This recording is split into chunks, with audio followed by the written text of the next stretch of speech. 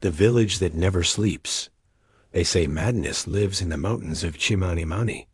But what they don't tell you is that madness has a name. Musasa. It started with the screaming. 3 months ago, every resident of this remote village began screaming in their sleep, piercing, otherworldly shrieks that echoed through the granite valleys like the wails of the damned. Then, as suddenly as it began, the screaming stopped.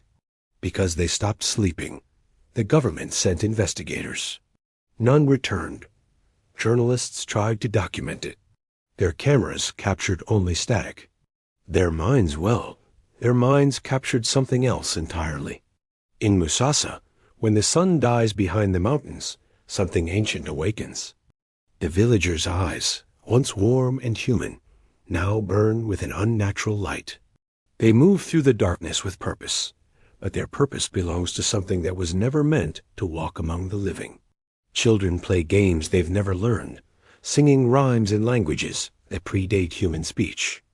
Mothers cook meals for family members who died years ago, and the empty chairs never remain empty for long. The old men carve symbols into trees, symbols that hurt to look at, symbols that seem to writhe and shift when you're not watching directly. But here's what will chill your blood. They're happy blissfully, terrifyingly happy. The entity that claimed Musasa tree feeds on sleep, you see. It devours dreams, swallows nightmares, consumes the very concept of rest. And in return, it offers something humanity was never meant to possess: perfect, eternal consciousness.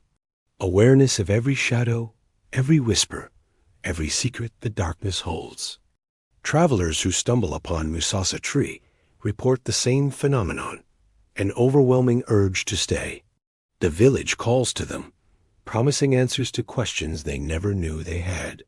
The residents smile and wave, their movements just slightly too fluid, their grins just slightly too wide. Those who resist the call describe something following them down the mountain paths. Something that breathes but has no lungs. Something that whispers their name in the voices of people they've lost. Something that knows exactly how tired they are and exactly how good it would feel to just stop running. The last documentary crew that attempted to film Musasa was found 3 days later at the base of the mountains. They were alive, technically, but they hadn't blinked in 72 hours. When authorities tried to speak with them, they all turned their heads in perfect unison and said the same thing: "We've seen what sleeps in the waking world."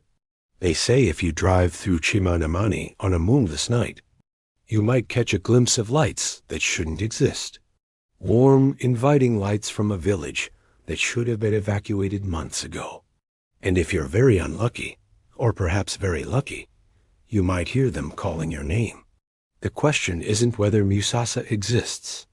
The question is, are you brave enough to close your eyes tonight, knowing that somewhere in those mountains, an entire village is wide awake thinking about you?